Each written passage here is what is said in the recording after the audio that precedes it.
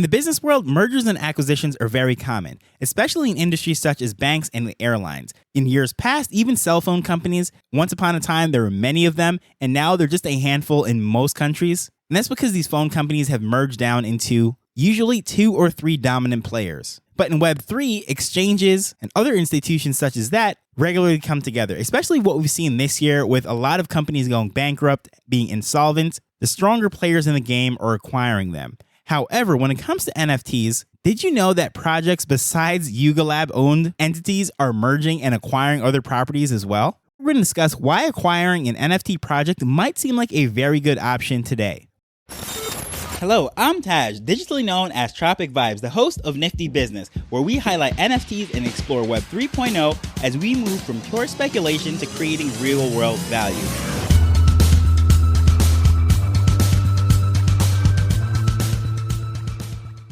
One of the biggest headlines in Web3 for the entire year was when Yuga Labs acquired the CryptoPunks and Meebits, because until that point, Bored Ape and CryptoPunks were always flip-flopping for dominance, whichever one had the most sales, the highest floor price, and so forth. And although the two communities could not be more far apart, their utilities and everything about them, they were constantly compared to each other. So people really thought this was going to be some sort of competition issue or whatever it would be, as if two competing companies such as airlines or banks were becoming one and going to raise their prices or something. I don't know exactly how people had that assumption, but that was what the talks were after that. But in this market right now, we're seeing a lot more companies start to do things like that. And the reason for that is all these low prices that we're currently seeing this year was absolutely brutal for crypto, the stock market, housing. Honestly, anything with value has been falling. However, with NFTs, the crazy year that we saw in 2021, it's like everything came back down to earth. Some had a softer landing than others, and some just completely crashed and burned.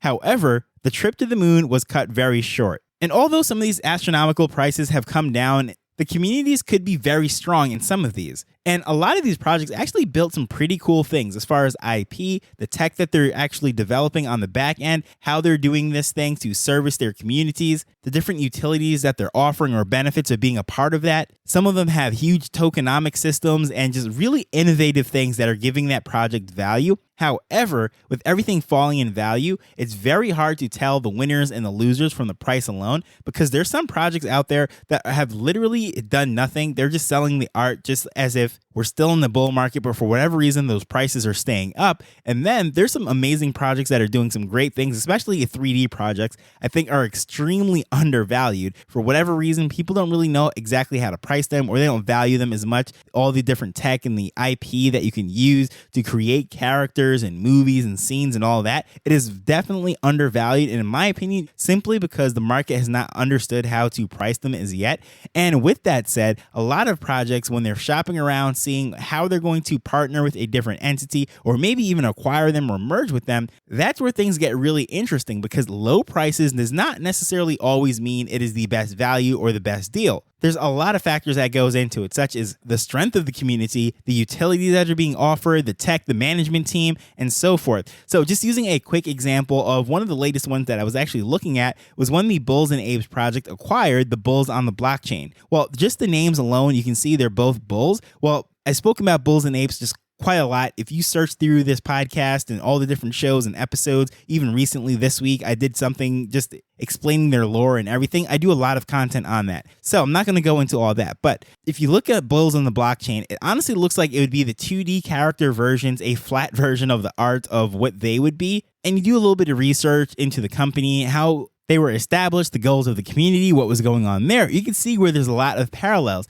And the floor price just a couple months ago was absolutely at rock bottom. So it was a great time for them to have that acquisition, for those two communities to come together. Because as I said, the art is very similar. The names at least have the bulls in them. The artwork complement each other. And there's a lot of overlap between these two communities. So it absolutely makes sense that this historical project, quote unquote historical project, that has a lot of sales in the past, which has basically slowed down, has hit some rough times, would go with this project that is only 6 months old. However, it is still building a huge business based on the track record of the founding team, and all the things that they're doing is just absolutely amazing, and it's just crazy. So to think that they're going to acquire this Bulls in the Block project and integrate it with all those things that they have, there's a lot of benefits and overlap, and there's mutual benefits from both communities and sets of holders. And if nothing else, if you were the person that was holding a Bulls on the Block NFT prior to this merger, or this acquisition, I should say, just look at the floor price. Trading volume and interest has spiked dramatically since being taken over by the new management. And that is not to say that the past management was doing a terrible job, what have you,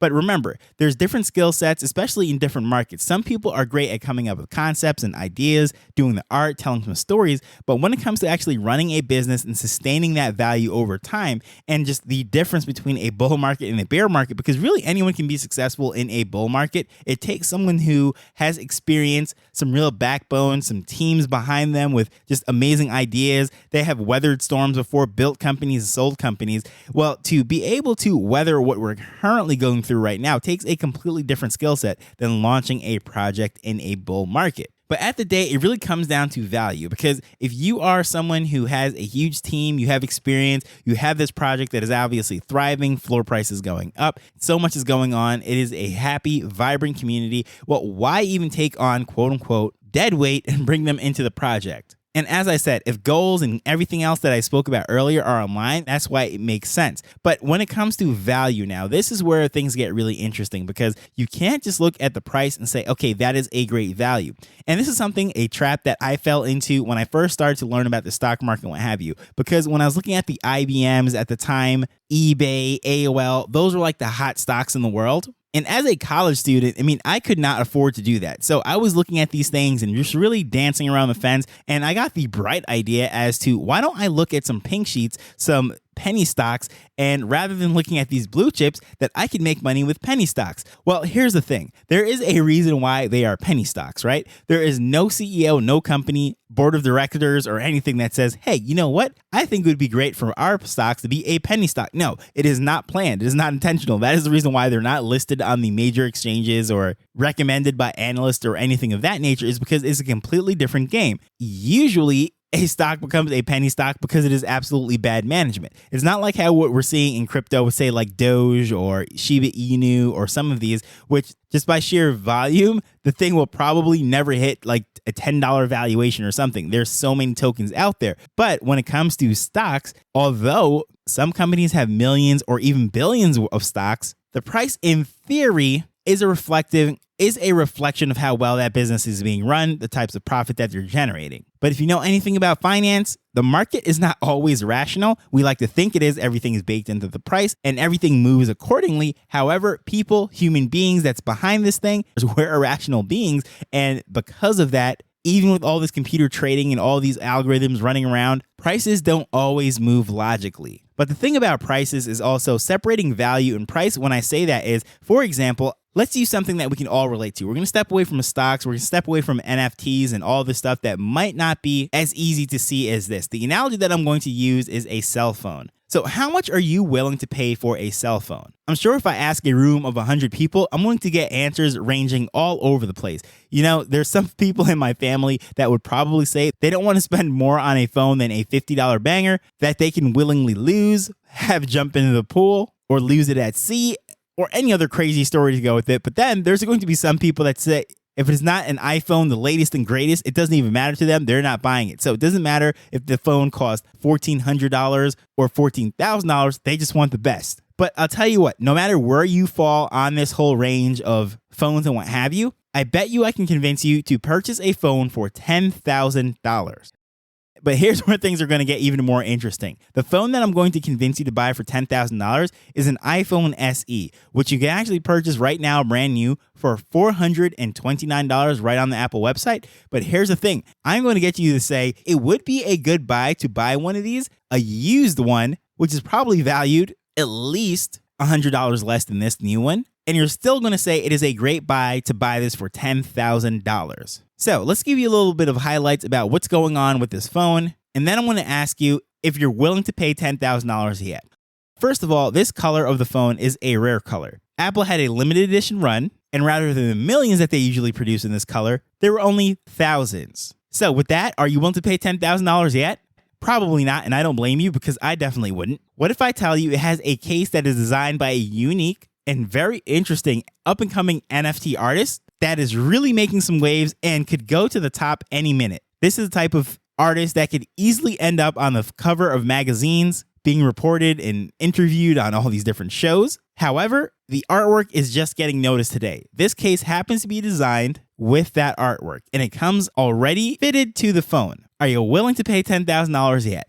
Although those things definitely does sound nice and does sound cool, I doubt you're willing to pay $10,000. Now, this is where things are going to get a little bit interesting. What if I told you that on that phone is already installed MetaMask or another hot wallet, and within it I have a Bored Ape, a CryptoPunk, and a Meebit? There's no way for me to transfer it out. There's no shenanigans going on. I'm not trying to trick you or scam you. Those things are within that wallet, and you'll have full access and ownership to it once you purchase that phone. I don't have the seed phrase written anywhere else. I will not have any kind of access to it whatsoever. Now, the question is, at this point, are you willing to pay $10,000 for this phone? And most likely, I'm willing to guess that you said yes. So what exactly changed? This is the same phone, remember, that is probably worth only about $300 because you can get a brand new one for $429. Well, the reason why this phone now seems cheap at $10,000 is because what it gives you access to. So essentially, you're not buying that phone, the iPhone SE, just to make phone calls or hopefully listen to this podcast. What you're buying it for is to access that wallet where the Bored Ape, the Punk, and the Meebit is located. And if you instantly transfer that out and just scrap the phone, it's still worth that $10,000 to you because the value within, you know, you will at least 10x your money. So going back to the whole thing, cheap prices is not necessarily a reflection of value. So when it comes to these NFT projects, when these management teams are looking at it, seeing how these things are aligning, what can they actually bring to the table to further grow that community and the project, the IP, everything that they have built in the past? Well, what can they do? Do they have the teams and skills in place to actually maximize the value of these two communities coming together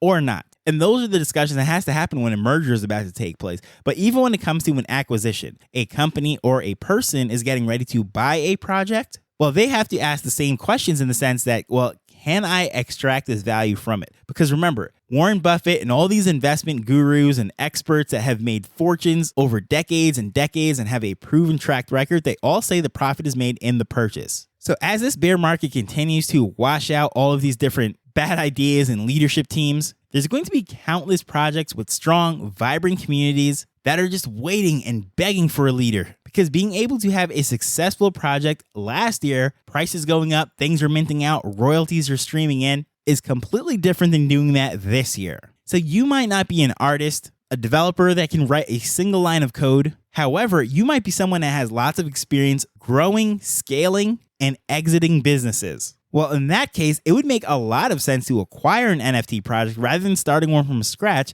if you see one in which that you can leverage the IP, the community, and everything that was built before. In essence, you could have a year-plus head start, and you would not be starting from nothing. You'd be building upon infrastructure that, in theory, should be sound and ready to go. But with that said, I would love to know, what are the most interesting mergers and acquisitions that you've seen as far as NFT projects? Is there anything upcoming that has your attention? I would love to know. Please feel free to reach out to me at Tropic Vibes on Twitter or using the contact information in the show notes. But as usual, I just want to thank you for taking the time to listen to this as we're learning and building Web3 together. So until next time, later. The Nifty Business Arrow is not investment advice. It provides insights and information within the space. As with anything, please do your own research before making a decision whether you're making an investment or a purchase.